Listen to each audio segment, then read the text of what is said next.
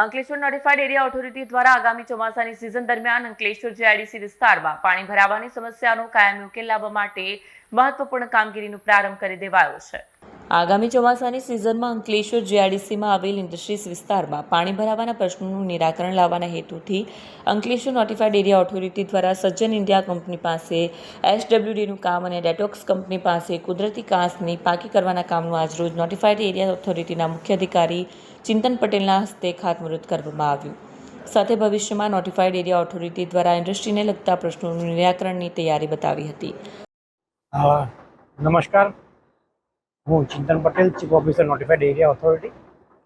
આજરોજ notified authority દ્વારા જે ચોમાસામાં જે ઇન્ડસ્ટ્રીઓને જે પાણી ભરાવાના જે પ્રોબ્લેમ હતા એના સોલ્યુશનના પેટે આજરોજ અમે સજ્જન ઇન્ડિયા પાસે એસડબ્લ્યુડીનું કામ તથા ડેટોક્સ કંપનીમાં જે આવેલ કુદરતી કાંસને પાકી કરવાનું કામનું ખાતમુહૂર્ત કરેલ છે।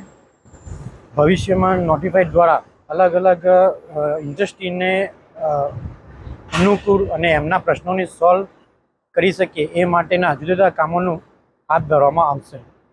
ધન્યવાદ। વિડીયો જર્નાલિસ્ટ કરણસિંહ સાથે ઇમ્તિયાઝ પઠાણ, સત્યા ટીવી ન્યૂઝ, અંકલેશ્વર।